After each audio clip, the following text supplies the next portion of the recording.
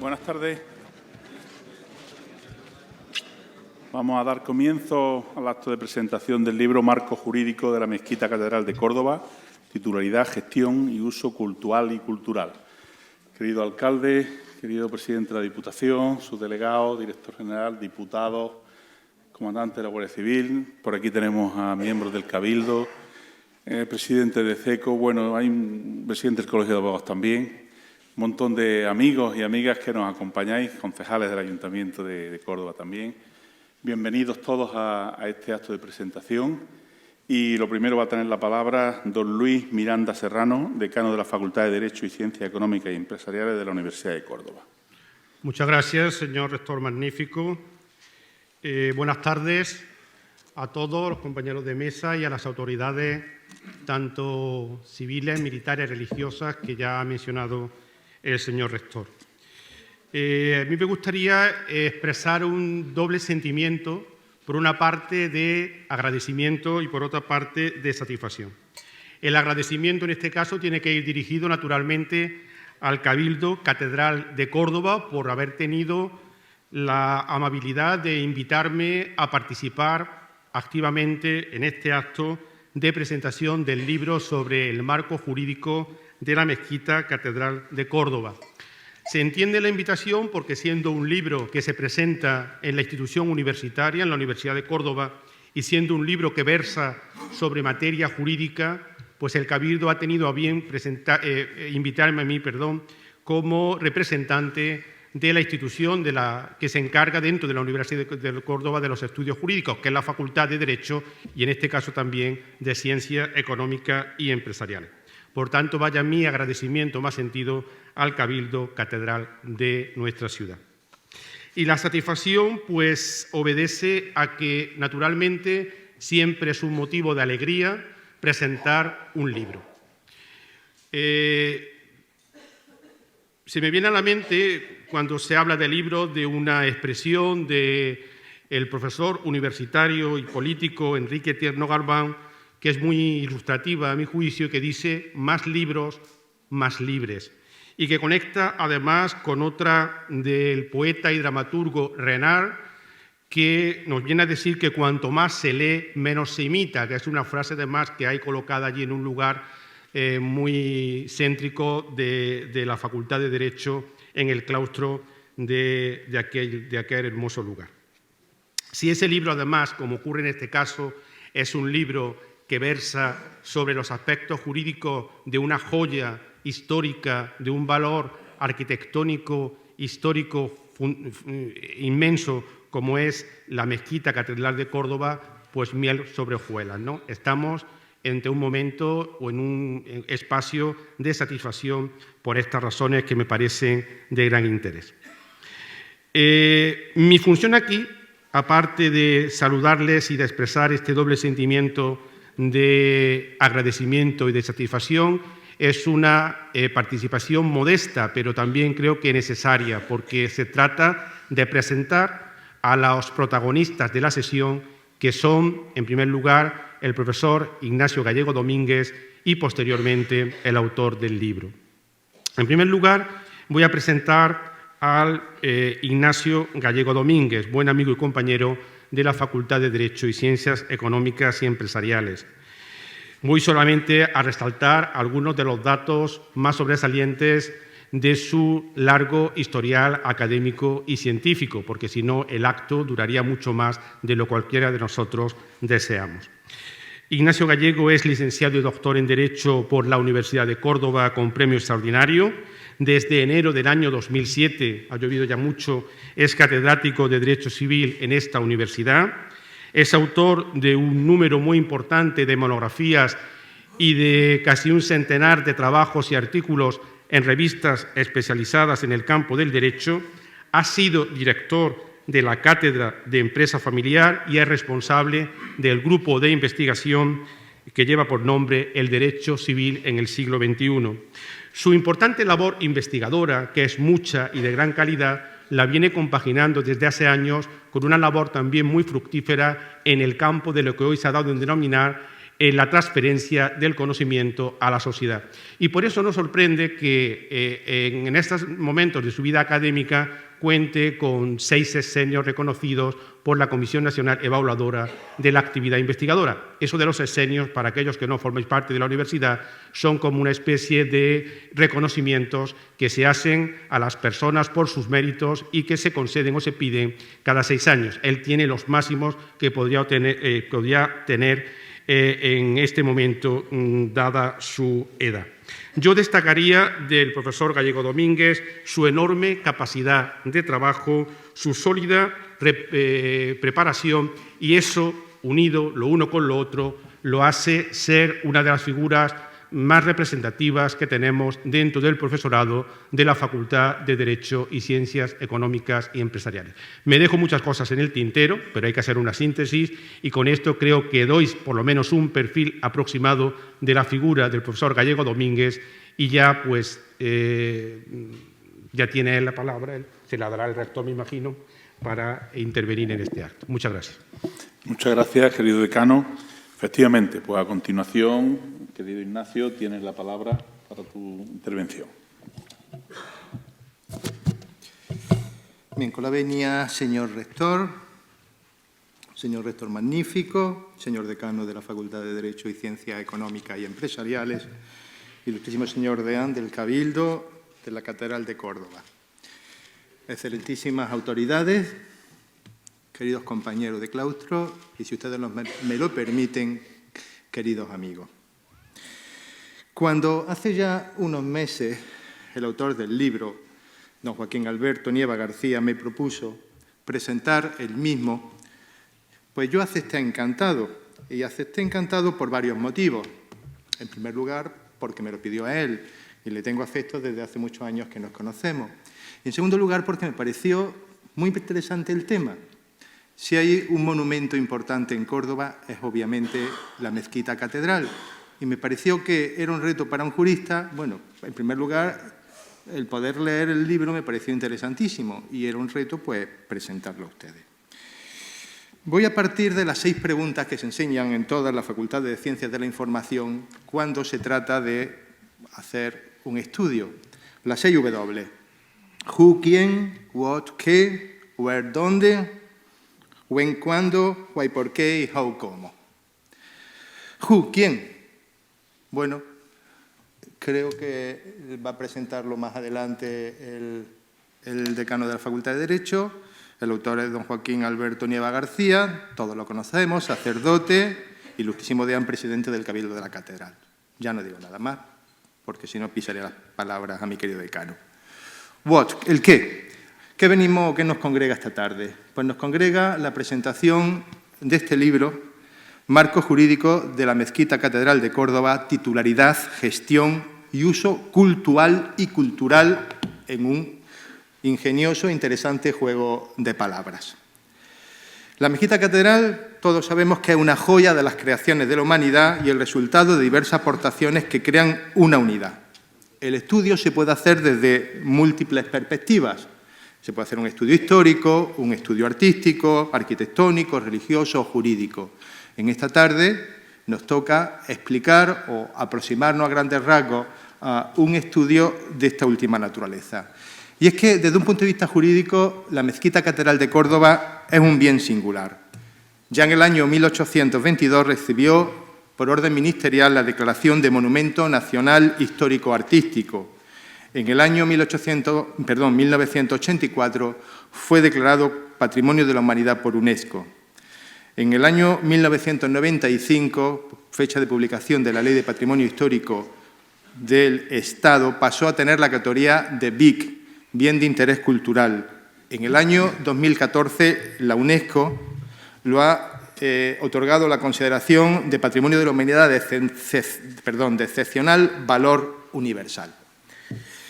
Bien, pues se va a estudiar en el libro y se explica de una forma objetiva, de una forma profunda y de una forma seria problemas relativos a la titularidad. ¿Quién es el propietario de la Mezquita Catedral? Segundo, problemas de gestión. ¿Cómo se gestiona? ¿A quién corresponde la gestión del monumento? Y, en tercer lugar, los usos. El uso cultural y el uso cultural.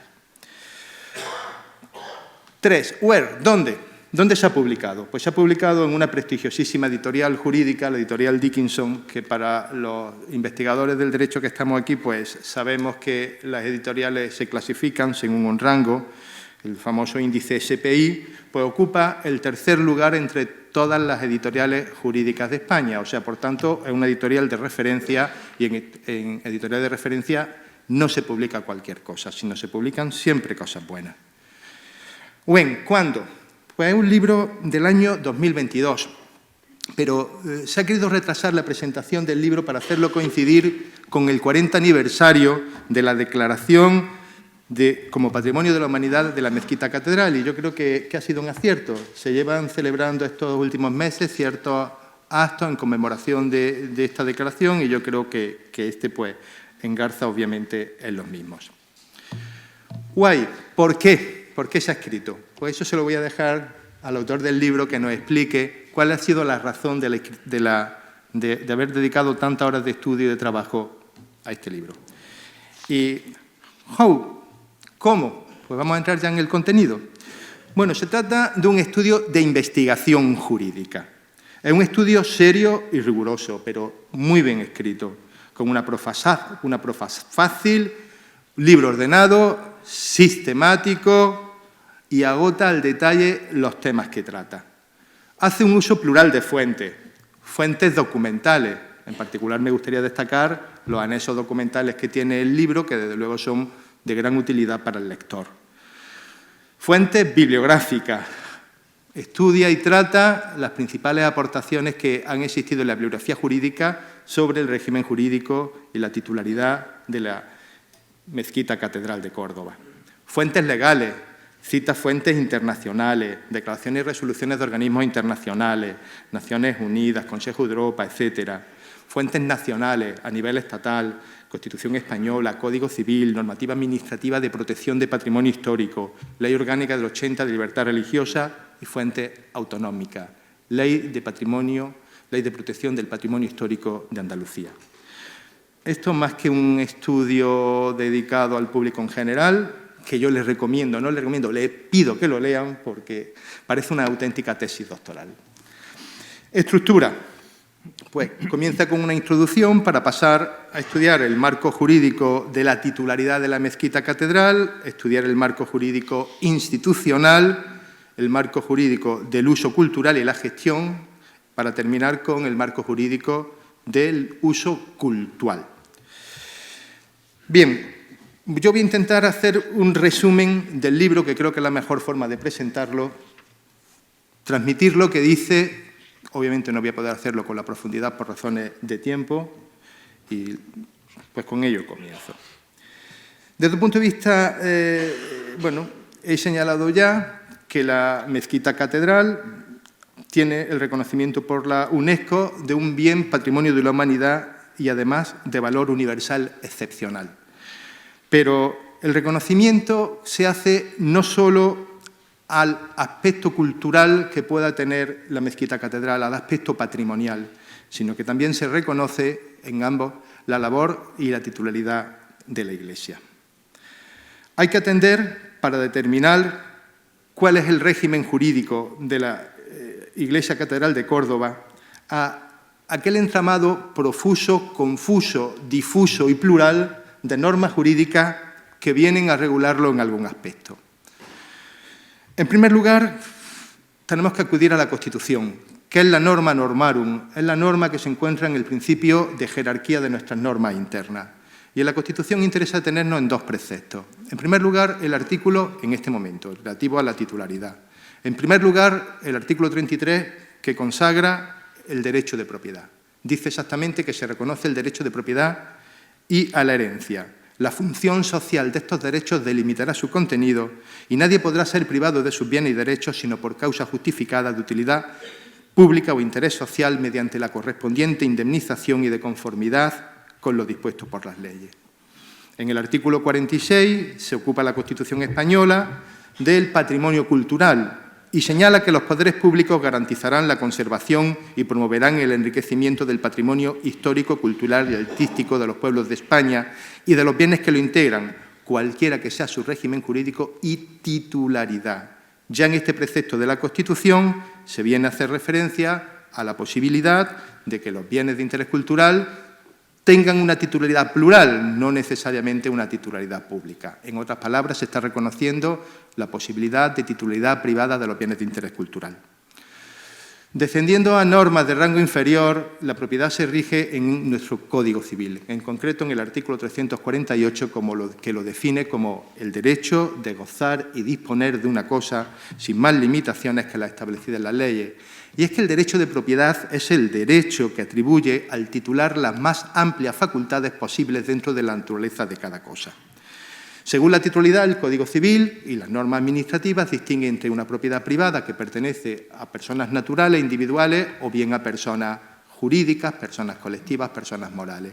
Y, en segundo lugar, una titularidad pública, que corresponde a las administraciones públicas, distinguiéndose entre las mismas, entre los bienes de dominio público, que son aquellos que están destinados al uso o al servicio público o que sean configurados como tales por las leyes, y bien, o, en segundo lugar, bienes públicos, pero de carácter patrimonial. Por tanto, ha quedado delimitado el régimen jurídico base de la propiedad en España. Segundo, también influye en el régimen jurídico de la Mezquita Catedral la normativa administrativa sobre patrimonio histórico. En concreto, dos importantísimas leyes, la Ley de Patrimonio Histórico del Estado del año 1985 y la Ley de Patrimonio Histórico de Andalucía del año 2007. El Estatuto de Autonomía de la Junta de Andalucía ha asumido las competencias dentro del marco de la Constitución de los artículos 148 y siguientes, y una de las competencias que ha asumido es la protección del patrimonio histórico-cultural andaluz. Estas leyes, tanto la ley estatal como la ley andaluza, vienen a reconocer lo mismo que hace el artículo 46 de la Constitución española. Todo esto lo va relatando el autor con profusión, con densidad, con claridad, alumbrándolo con sentencia, alumbrándolo con doctrina de los autores. Digo que va a reconocer la posibilidad de una titularidad privada de los bienes culturales. En segundo lugar, viene a establecer una serie de obligaciones para los titulares de los bienes de patrimonio cultural. Obligaciones que se van a centrar fundamentalmente en una obligación de conservación, de mantenimiento y de custodia, una obligación de permitir la inspección por parte de los organismos competentes, una obligación de permitir el estudio en las condiciones de gratuidad, de los investigadores previa solicitud razonada de los mismos, y en tercer lugar, la visita pública, imponiendo en las leyes la necesidad de que se determinen una serie de al menos 4 días al mes, en días y horas previamente señalados, en que la visita sea gratuita. Otro aspecto que influye en el régimen jurídico son los acuerdos Iglesia-Estado del año 79. Como ustedes saben, pocos días después de la aprobación de la Constitución española, se firmó entre la Santa Sede y el Estado español 4 acuerdos. Uno de ellos, el que nos interesa en este momento, el de enseñanza y asuntos culturales. Estos acuerdos tienen el rango de tratados internacionales porque se firmaron por el Estado español y por la Santa Sede.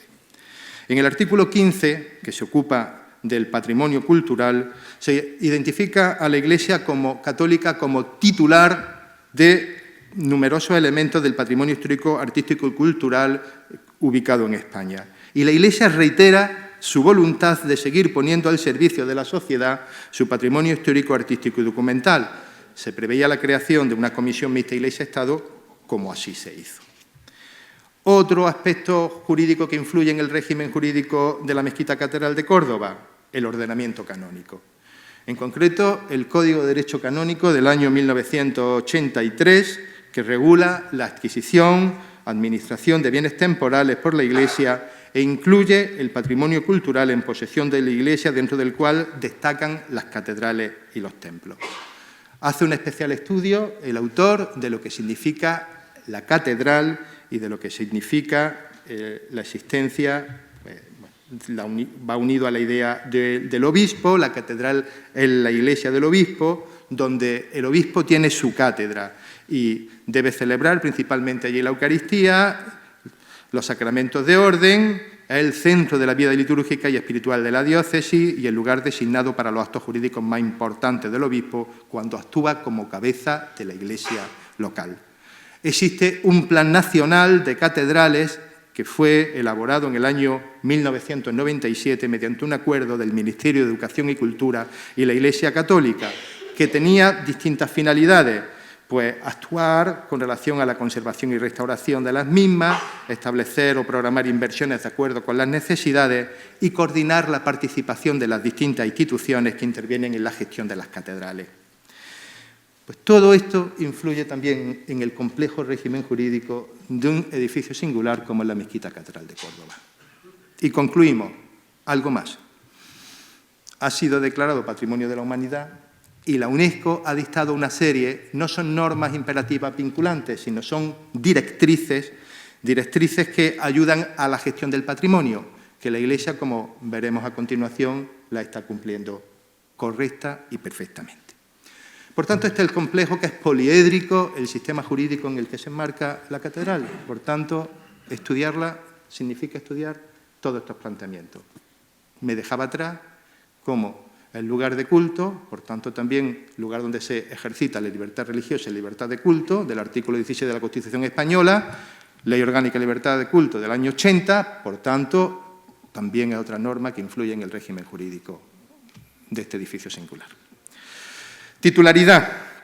Vamos a ir viendo titularidad de la Iglesia Católica, la titularidad. En segundo lugar, vamos a analizar la gestión, qué institución es la que gestiona la Mezquita Catedral, para pasar a tratar el uso cultural y, finalmente, el uso cultural. La titularidad es ya indiscutible, siempre lo ha sido, pero ha habido quien lo ha discutido en algún momento, que es de propiedad de la Iglesia. A raíz de una donación de Fernando III el Santo en el año 1236, cuando se conquistó la ciudad de Córdoba. Desde entonces, la Iglesia Católica ha poseído, a título de dueño, pública, pacífica, ininterrumpidamente, la Mezquita Catedral. Todo propietario tiene derecho a defender sus bienes y uno de los mecanismos de defensa es la inscripción en el registro de la propiedad. El registro de la propiedad es una institución que está creado para dotar de certeza jurídica los derechos jurídicos inmobiliarios y, por tanto, es un derecho de un titular de un inmueble inscribirlo. El artículo 12 de la Ley de Patrimonio Histórico de Andalucía, además, con relación a los bienes catalogados, como está catalogada la Mezquita Catedral, unifica también o se refiere a la inscripción en el registro de la propiedad de los mismos. La inscripción en el registro de propiedad se produjo en el año 2006 y levantó en algún sector pues, algunas protestas. Pero ¿por qué no se había inmatriculado antes? La inmatriculación es el acceso por primera vez de un derecho real al registro de la propiedad. ¿Por qué no se había inmatriculado antes la Mezquita Catedral? Simplemente porque no se podía. Porque había un precepto en el reglamento hipotecario entonces vigente, hasta entonces, hasta el año 98, que decía que no tenían acceso al registro de la propiedad los templos destinados al culto católico. Lo mismo que no tenían acceso al registro de la propiedad los bienes de dominio público. ¿Y por qué era así? Pues simplemente porque el legislador consideraba que la publicidad que tenían los bienes de dominio público y los templos de culto de la Iglesia Católica era superior a una publicidad fáctica, de hecho, superior a la publicidad jurídica que les podía dar el registro de la propiedad. Esta situación era claramente discriminatoria en perjuicio de la Iglesia con relación a otras confesiones religiosas, las cuales sí que podían inscribir en el registro de la propiedad sus templos o sus lugares de reunión, y sin embargo la Iglesia Católica no podía. De esto se percibió o se dio cuenta el legislador y en septiembre del año 98 se modificó el reglamento hipotecario permitiendo el acceso. Había dentro de los mecanismos de inmatriculación de finca, había uno venía desde la primitiva ley hipotecaria de 1861, que se transformó brevísimamente en algún aspecto en la ley hipotecaria vigente del año 1946, que se refería a la inmatriculación de bienes de las administraciones públicas y de la Iglesia Católica y permitía el acceso al registro de propiedad por un sistema pues, relativamente rápido, que era mediante una certificación del encargado de la administración del bien junto con una certificación descriptiva y geográfica del catastro que coincidiera con la certificación del administrador. Pues este fue el régimen que empleó la Iglesia Católica, porque era el régimen vigente en el año 2006, para inscribir. Hubo pues distintas algunas posturas que cuestionaron, pero hoy el tema está claramente solucionado. Está indefectible, se estudia con una profundidad pasmosa en el libro, la corrección jurídica de la inmatriculación. La inmatriculación no es declarativa de los derechos, perdón, no es constitutiva de los derechos, no se adquiere la propiedad por inmatricular, sino que solo se puede inmatricular lo que ya se tiene antes. Por tanto, la Iglesia lo que ha hecho ha sido, y así lo ha reconocido el Consejo de Ministros en un informe del año 2021 en el que reconoce la legalidad de las inmatriculaciones por parte de la Iglesia, lo único que ha hecho la Iglesia ha sido, utilizando la legalidad del procedimiento de inmatriculación, pues acercar la realidad extrajurídica a la realidad, o la realidad de hecho, a la realidad registral. El Tribunal Supremo, en una sentencia de 16 de noviembre del 96, tuvo oportunidad de constatar la constitucionalidad de las normas que permitieron esta inscripción. Dice el Tribunal Supremo, no se estima inconstitucional la norma ni procede plantear cuestión de inconstitucionalidad. No puedo detenerme aquí en las cuestiones constitucionales que plantea, pero desde luego el reconocimiento ha sido siempre continuo, la orden ministerial del 82, en el propio expediente instado ante la UNESCO para la declaración de Patrimonio de la Humanidad del año 1983, decía titular, propietario, Obispado de Córdoba, propiedad privada. En el año 2014, la Dirección General de Patrimonio del Estado, reconocimiento de la Junta de Andalucía en numerosas ocasiones, etc. Bien, esto por lo que se refiere a la propiedad. Segundo, quería decir unas palabras de resumen del contenido del libro por lo que se refiere al marco institucional de la mezquita catedral. Hemos señalado que en el año 1236 Fernando III donó el templo a la Iglesia Católica. En el año 1238 Fernando III dota a la Iglesia de obispo electo. Y en el año 1239, al año siguiente, fue convertido el templo en Catedral de Córdoba. Se encomienda al Cabildo Catedralicio la gestión del mismo. Y desde ese momento, ininterrumpidamente hasta la actualidad, ha venido el Cabildo gestionando con encomio, con cuidado, con preocupación y con mimo la Santa Iglesia Catedral de Córdoba. Un cabildo de la catedral es un colegio, órgano por tanto colegiado, con personalidad jurídica, de sacerdotes, al que corresponde celebrar las funciones litúrgicas más solemnes en la Iglesia Catedral. Le compete cumplir aquellos oficios que le encarga el derecho canónico o el obispo diocesano en particular. El Cabildo, como digo, ha gestionado desde la Iglesia Catedral de Córdoba desde el año 1239. Las catedrales no son solo edificios, sino que junto a un templo, un edificio físico, existe una estructura orgánica, una estructura que está formada, en primer lugar, por la figura del obispo y, en segundo lugar, por la existencia del Cabildo. Pues el Cabildo es el que ha gestionado, como señalará en su momento don Joaquín Alberto, dentro de los criterios que marca la UNESCO para la correcta gestión de los bienes patrimonio de la humanidad, hace falta, además de un marco jurídico, una institución. Pues esta institución es la que ha venido gestionando el Cabildo, gestionando, conservando, cuidando, restaurando la Iglesia Catedral. Y lo ha hecho escrupulosamente dentro del marco legal, dentro del artículo 46 de la Constitución española, dentro de los acuerdos Iglesia-Estado del año 79, dentro de la Ley de Patrimonio Histórico del Estado del año 85, dentro de la Ley de Patrimonio Histórico Andaluz del año 2007. La conservación, pues, ha llevado al cumplimiento de todos estos elementos, pues, ni más ni menos que a la declaración por la UNESCO en el año 2014 de la calificación de bien patrimonio de la humanidad de excepcional valor patrimonial. El Ministerio de Cultura en el año 2009 concedió un premio al proyecto de restauración de la Mezquita Catedral de Córdoba de los arquitectos conservadores de la catedral, don Gabriel Ruiz Cabrero y don Gabriel Rebollo Puig, por su trayectoria paradigmática de 30 años. El Cabildo invierte en la conservación en los últimos años entre el 20 y 30% de los ingresos que proporciona la entrada a la iglesia catedral. Se han cumplido escrupulosamente las obligaciones de la Ley de Patrimonio Histórico. Segundo, se impone también la obligación de facilitar el conocimiento y la contemplación de los bienes patrimonio de la humanidad.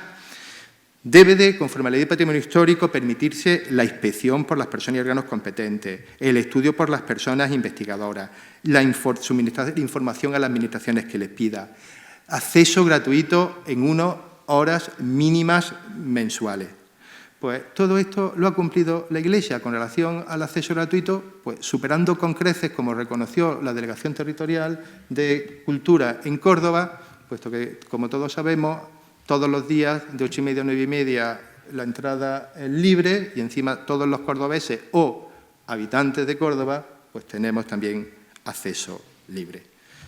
Tercero, se ha cumplido por la Iglesia Católica la obligación de catalogación. Se ha incluido en el registro administrativo de bienes de interés cultural y además, como antes dije, el artículo 12 de la Ley de Patrimonio Histórico Andaluz viene a enlazar, se refiere a la inclusión con el registro de la propiedad, viene a enlazar.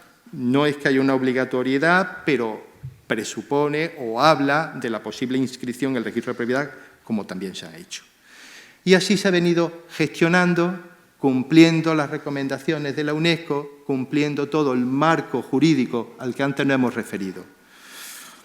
En el año 2021 se estudia perfectamente en el libro cómo existe un anteproyecto de ley por la que se modifica la Ley de Patrimonio Histórico del Estado, hoy anteproyecto, en el que se pretende crear una nueva categoría de bienes dentro de los bienes patrimonio de la humanidad, que son los llamados bienes culturales de interés mundial, que pretende que la gestión pase por un patronato en el cual tendría mayoría de votos el Ministerio de Cultura.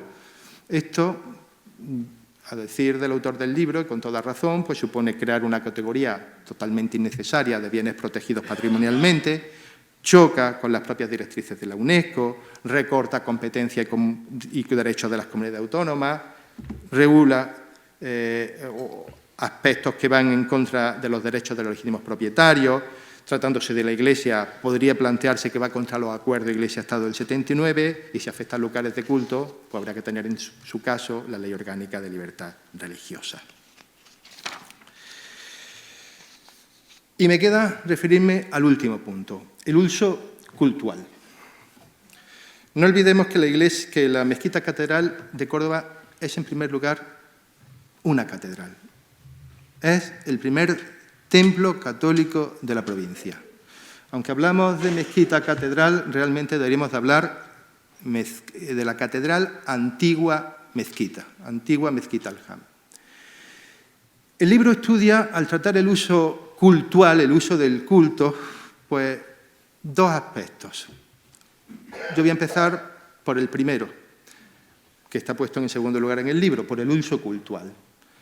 El uso cultural, el destinar la iglesia catedral al destino religioso, que es el propio, el específico, se realiza al amparo del principio de libertad religiosa y de cultos del artículo 16 de la Constitución española.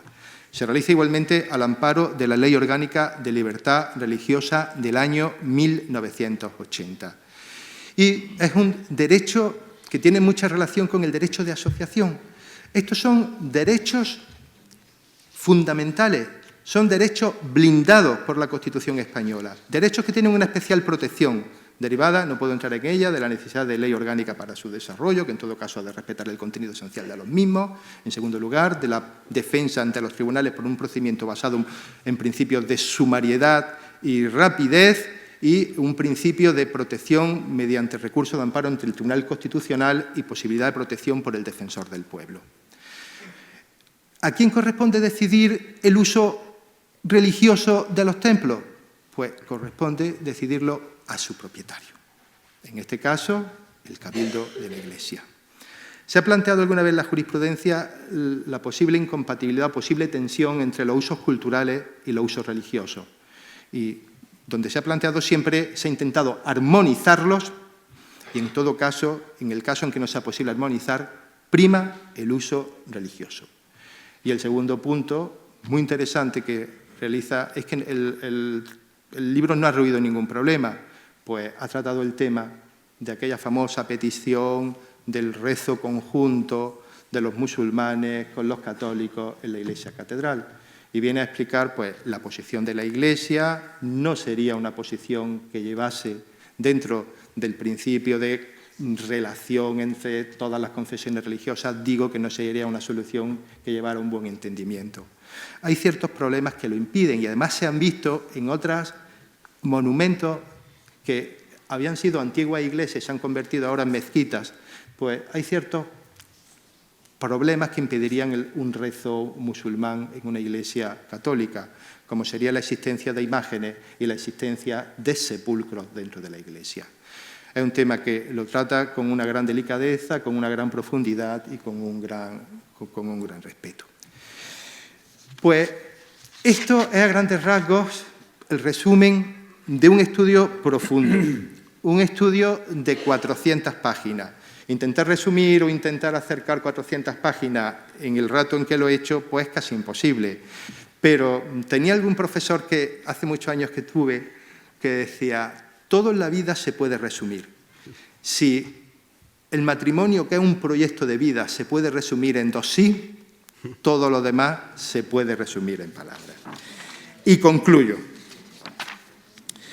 Se trata de un libro que nos acerca con objetividad a una realidad jurídica compleja, la Mezquita Catedral de Córdoba. Supone una importante aportación jurídica que clarifica temas para el estudio del patrimonio histórico, para el estudio de la propiedad de los bienes de interés cultural en España y para el estudio de la gestión de los bienes patrimonio de la humanidad. Ha sido escrito con una gran sensibilidad, como corresponde al presidente del órgano que lleva gestionándolo durante más de 8 siglos. Gestión que ha hecho posible que llegue a nuestros días, que llegue con una riqueza integradora de distintos estilos arquitectónicos: omeya, gótico, renacentista, barroco. Se ha dicho que en sus paredes se refleja una perfecta combinación de diferentes religiones, estilos arquitectónicos, corrientes artísticas. Yo me atrevería a definirlo como un libro de historia en piedra. Es una catedral sin par en el mundo. El uso religioso católico ha reconocido la UNESCO, es el que ha permitido la conservación del monumento y que llegue a nuestros días. Nuestro agradecimiento a la Iglesia Católica por haber conservado y mantenido para todos, tanto para los que nos consideramos creyentes como para los que no lo son, este edificio singular. Animo a todos a leer el libro. Muchísimas gracias.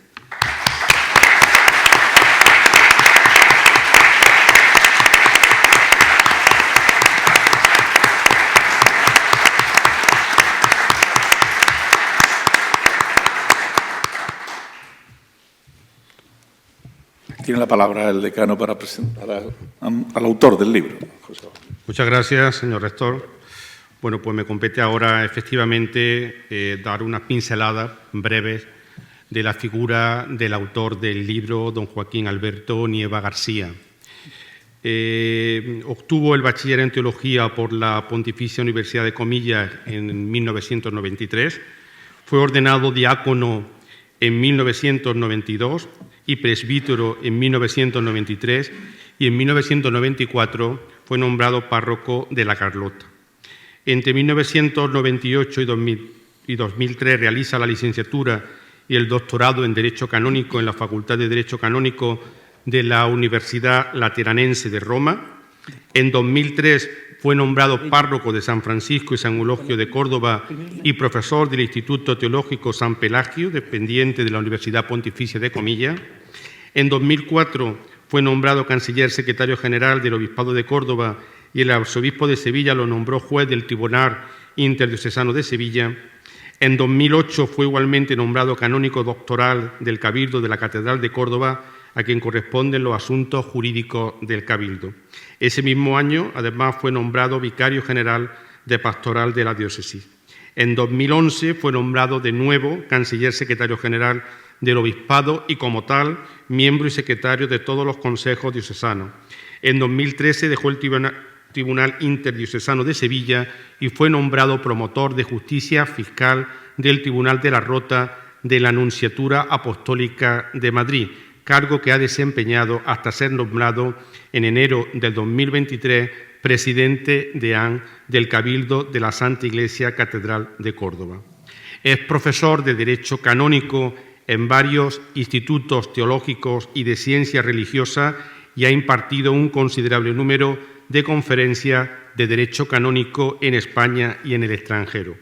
Es autor de 5 monografías y de un importante número de artículos de carácter científico publicados en revistas especializadas en el ámbito del derecho. Como canónigo doctoral lleva ocupándose como responsable desde 2008 hasta la fecha de todos los asuntos relacionados con el marco jurídico de la Mezquita Catedral de Córdoba. Con este historial, como comprenderán ustedes, nos encontramos ante la persona más idónea para escribir un libro como el que se presenta en la tarde-noche de hoy. Muchas gracias, querido decano. Pues ya tiene la palabra Joaquín, para intervenir y presentar, bueno, y hablar del libro, de tu libro, como decía Fernando Rabal. Pues, buenas noches, muchas gracias a todos por su asistencia. En primer lugar, al rector magnífico, don Manuel Torralbo Rodríguez, que con tanta amabilidad aceptó esta propuesta que le hice, el señor decano de la Facultad de Derecho y Ciencias Económicas Empresariales de la UCO, Luis Miranda Serrano, y al profesor Ignacio Gallego Domínguez, que también aceptó la invitación para hacer esta presentación.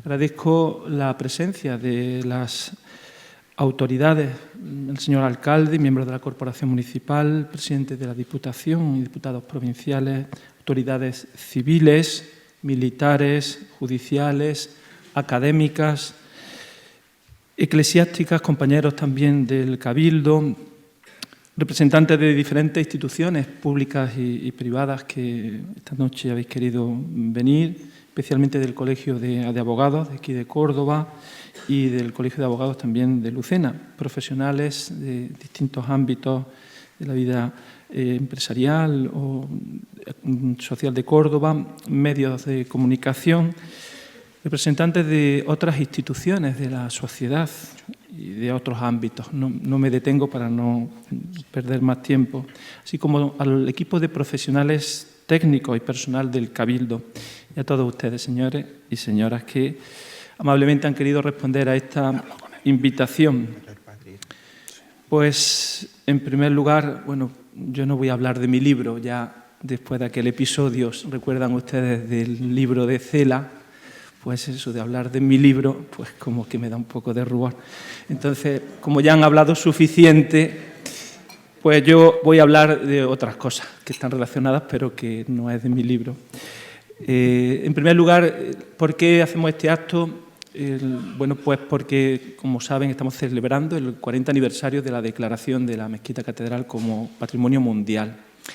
Y ya hemos cerrado un primer ciclo de conferencias para explicar qué se ha hecho en estos 40 años en el ámbito de la conservación, restauración de nuestro monumento.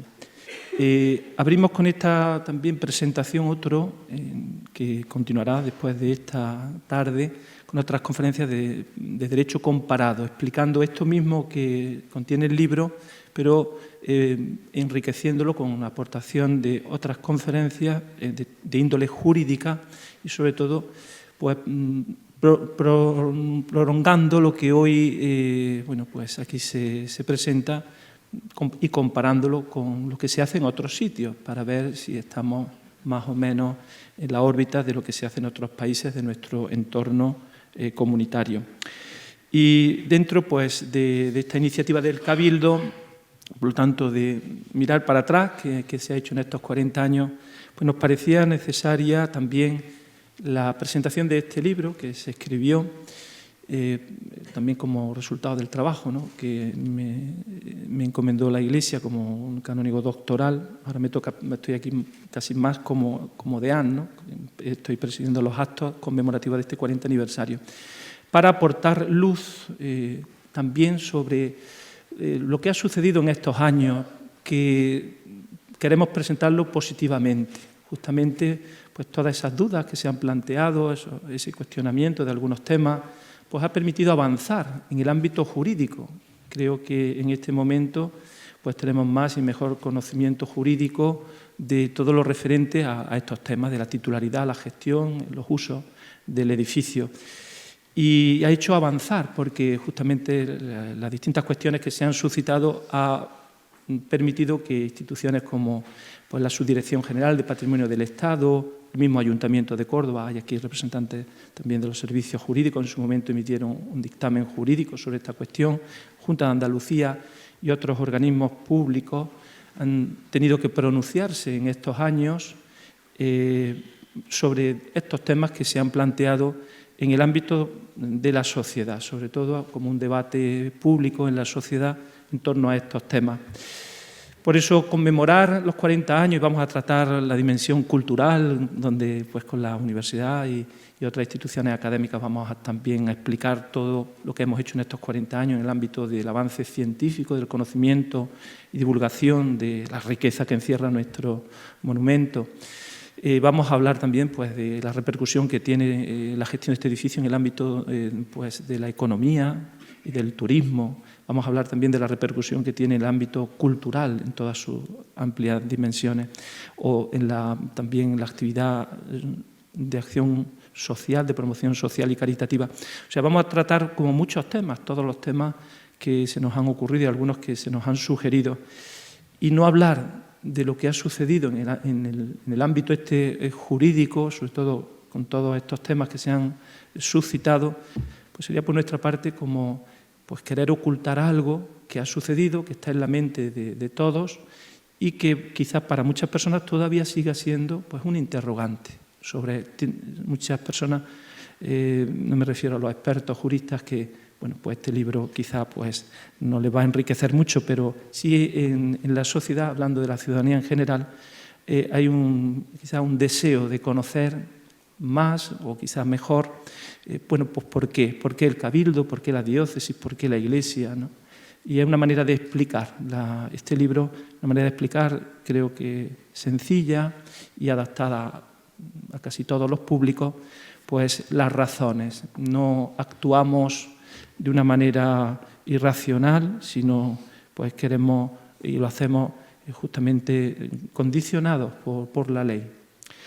En este sentido, pues nosotros pues ponemos a disposición de todo este libro justamente en este marco de conmemoración del 40 aniversario. Decía que no voy a hablar de mi libro, voy a hablar de otro. En concreto, de los libros que tiene la UNESCO publicados para marcar las directrices de cómo se tiene que gestionar un monumento como este. En concreto, las directrices prácticas para la aplicación de la Convención para la Protección del Patrimonio Mundial en su edición de 2008 y actualizada en 2019, y otro libro que se llama Manual de Referencia para la Gestión del Patrimonio Mundial Cultural. En estos dos documentos, libros de la UNESCO, se sugiere que estos monumentos patrimonio mundial tengan bien definido el marco jurídico por el que se rige. O sea, es la UNESCO la que pide que se escriba este libro. O sea, que la UNESCO es la que sugiere que exista este libro y que lo conozcamos todos, porque conociéndolo, pues todos sabemos cómo hay que hacer las cosas y quién tiene que hacerlas, un reparto de competencias y, por lo tanto, como decimos los juristas, opus justitiae paz, cuando sabemos y el derecho está claro, pues favorecemos la paz, la convivencia, la concordia, y eso es lo que queremos, porque si se desconoce este marco jurídico de referencia, pues muchas personas no entienden el porqué, ni en este edificio y quizás en otros similares. Y por eso lo que hacemos al publicar este libro es justamente seguir lo que dice la UNESCO. Estamos en el 40 aniversario y nosotros rendimos cuenta de lo que hacemos, por qué lo hacemos, y justamente con este libro queremos trasladar este mensaje a toda la sociedad. Hacemos lo que determina la ley, no solamente nacional, autonómica, sino que también seguimos esas indicaciones de la UNESCO hasta en estos detalles.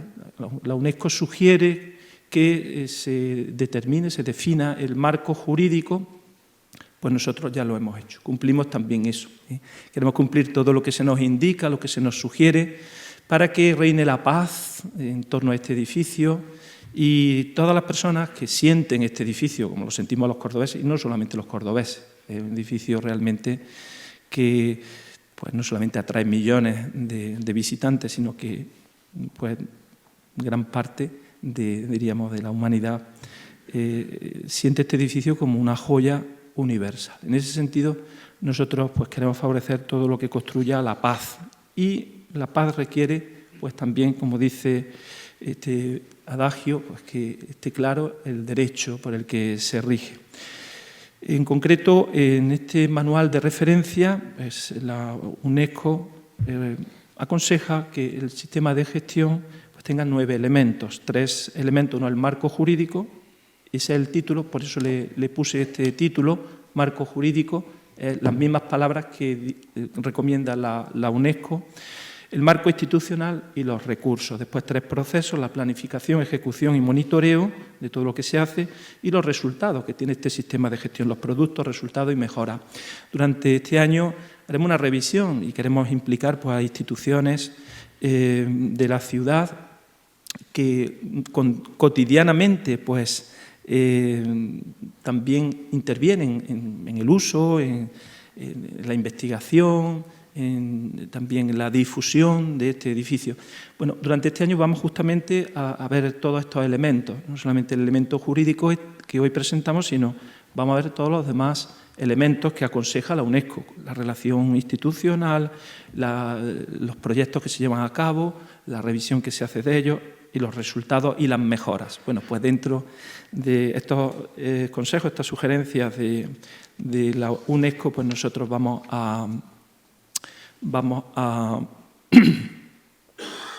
también avanzar y queremos también pues, enriquecer el marco de nuestra actuación. El formato de libro permite al Cabildo crecer en la comunicación e información, también de esta dimensión jurídica. La publicación pues, permitirá una mayor divulgación de la información. La mezquita catedral es un monumento complejo en todos los sentidos, Y no es fácil de hablar pues, sobre muchos asuntos sin tener en cuenta datos importantes de tipo histórico, cultural, artístico, social, religioso. Lo mismo sucede si se plantea cualquier asunto jurídico relacionado con ella. ¿Sí? Hay que tener en cuenta un complejo marco jurídico que afronta de manera poliédrica la solución. Por eso espero que este libro sirva para informar a la opinión pública de las normas por las que se rige su gestión y su uso. Y así, bueno, pues este libro, este marco jurídico, ayude para que todos conozcan que nuestro sistema de gestión es como quiere que sea la UNESCO.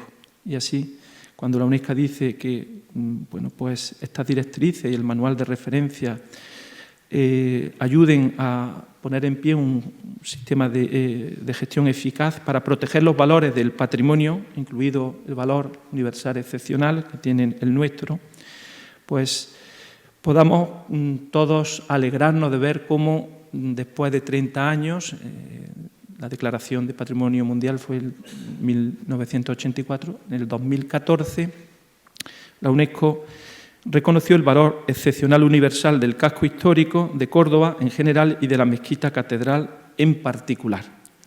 Con respecto a la mezquita catedral, destaca que en su dimensión material es creación artística única y su influencia artística es universal. Indica que su buena conservación se debe al uso que ha recibido por parte de la Iglesia Católica. En virtud de su integridad, se dice que su continuo uso religioso ha asegurado en gran parte la conservación, mientras que en virtud de su autenticidad, la yuxtaposición de estilos es lo que destaca. Pues reconoce ahí la UNESCO en el 2014 que en la actualidad este monumento mantiene totalmente su autenticidad en la forma, disposición, materiales, uso y función. Es decir, que se han conservado esos valores que lo hacen universalmente excepcional.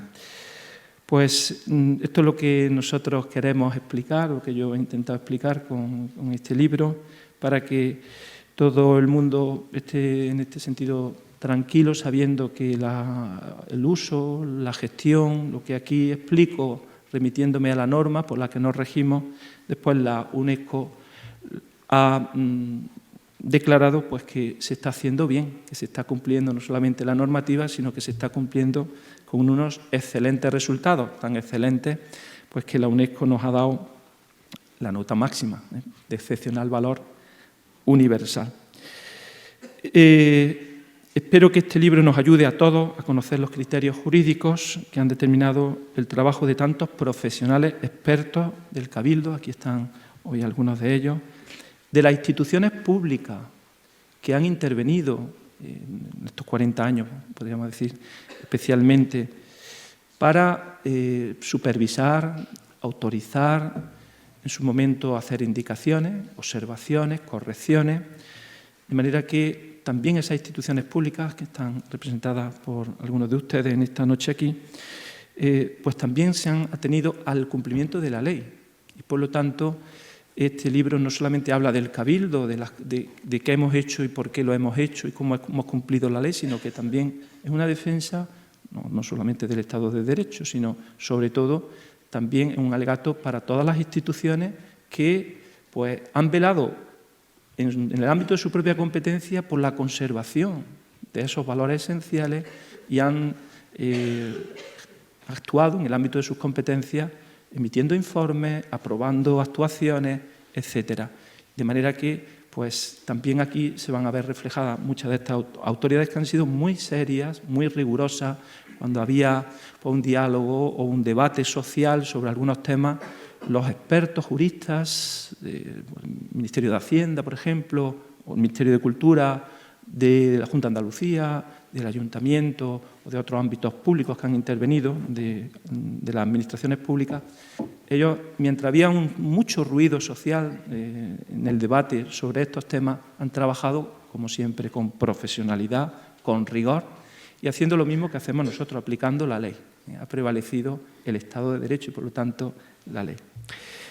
Bueno, pues, escuchando a la presentación que hacía el profesor don Ignacio, recordaba una anécdota del Papa San Juan XXIII, que, como saben ustedes, tenía buen humor. Y en un momento crítico en el mundo, como fue la crisis de los misiles, no sé si recuerdan, en el año 1962, había una amenaza de guerra nuclear, un peligro de guerra nuclear, y estaba todo el mundo pues, con el alma en vilo. El Papa le encomendó al rector de la universidad donde yo estudié, la Atenense, a Paván, un experto en Derecho Internacional y en Doctrina Social, y le encomendó escribir un documento para que el Papa pudiera decir una palabra que contribuyese a conseguir la paz, a fomentar el diálogo, de manera que en aquel momento de máxima tensión pues, la Iglesia aportara elementos para conseguir que prevaleciera el sentido común y sobre todo el poder del diálogo. Bueno, pues este rector de la universidad escribió aquel documento que después lo publica el Papa, el documento del Papa, ¿no? San Juan XXIII, que se llama Pacem in Terris, el año 1963, varios meses después de aquella crisis. Entonces el Papa, pues, cuando presentó, como hacemos en esta noche, el documento a los medios de comunicación con repercusión mundial, les dijo con su simpatía: yo he leído mi libro, Pacem in Terris, y me ha gustado mucho, dice, y he aprendido muchas cosas, ¿no? Así que decía el Papa, yo les recomiendo que lo lean, ¿no? Porque a mí me ha gustado mucho y creo que le va a gustar mucho a todo el que lo lea. Bueno, pues yo escuchando aquí al profesor, pues me ha recordado cosas, porque ya lo escribí hace tiempo, ya no me acordaba incluso de alguna de estas cosas, pues me ha gustado también mucho. Y yo, bueno, les recomiendo que lo lean porque creo que puede producir buenos frutos, los mejores frutos para el bien de todos. Pues muchísimas gracias.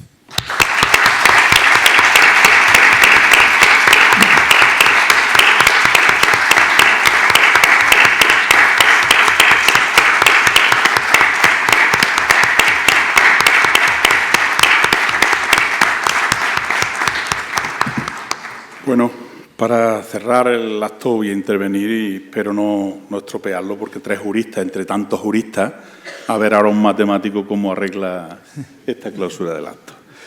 Bueno, yo creo que nuestra, y digo nuestra porque la sentimos todos, nuestra, aunque la titularidad en el libro, la tesis de Joaquín Alberto está muy claro, pero la sentimos porque es un sentimiento.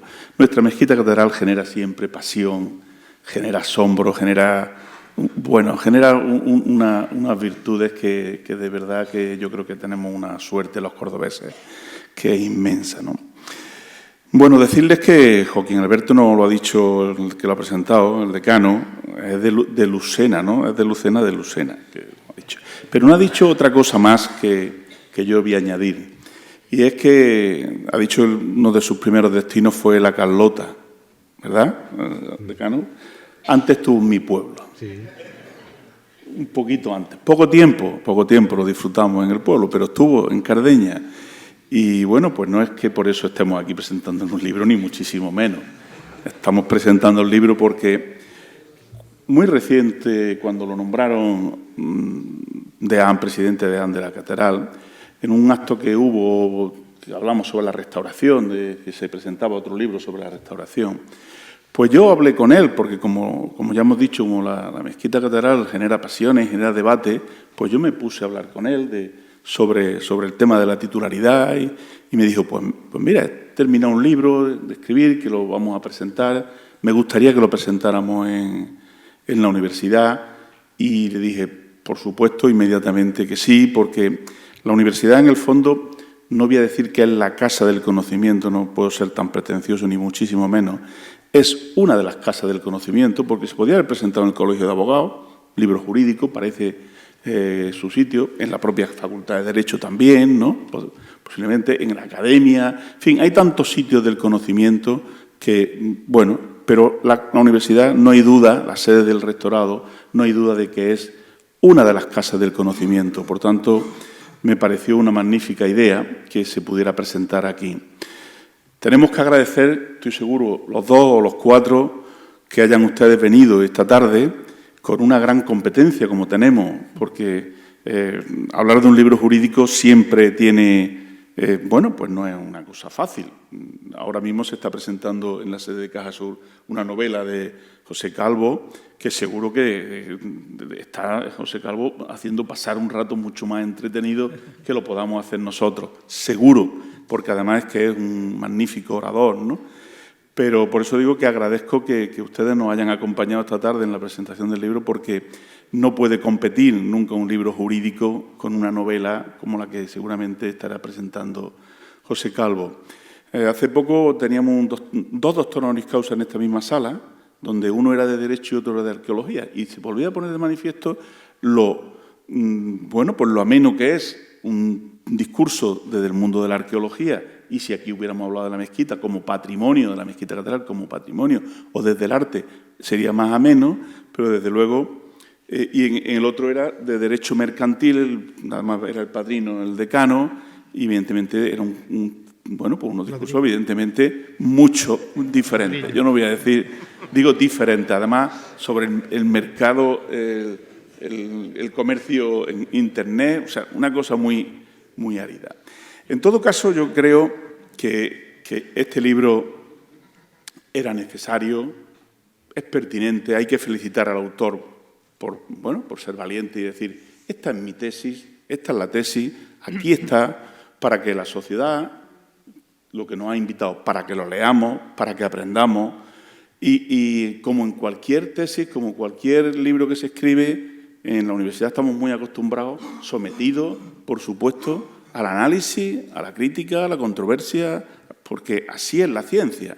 La ciencia se construye y se mejora pues a base de escribir. Pero claro, el primero que ha puesto y lo ha escrito en época, nos decía, de pandemia, ha sido Joaquín Alberto. Así que yo lo felicito desde luego por escribir el libro, porque así nos ilumina, nos da información, nos da luz, nos da conocimiento sobre un tema que evidentemente pues hay posiciones diferentes y, bueno, tan legítimas unas como otras, pero desde luego aquí está la que Joaquín Alberto y posiblemente la que, bueno, está soportada con su análisis jurídico como debe de ser.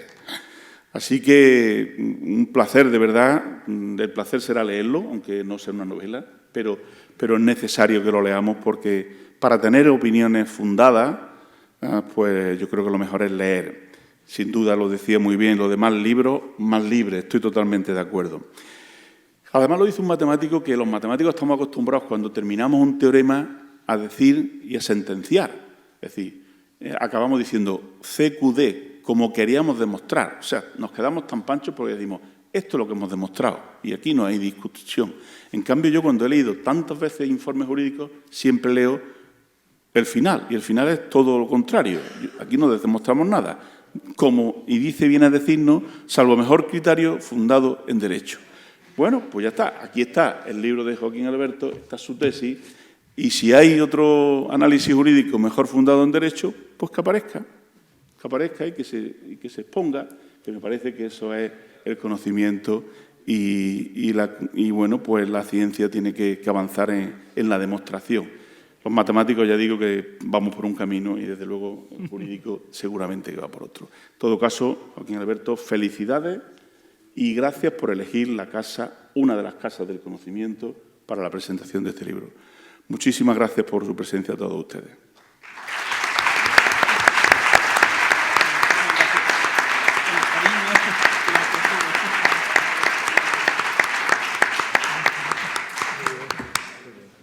Mejor derecho se termina amando. Una cosa es los que no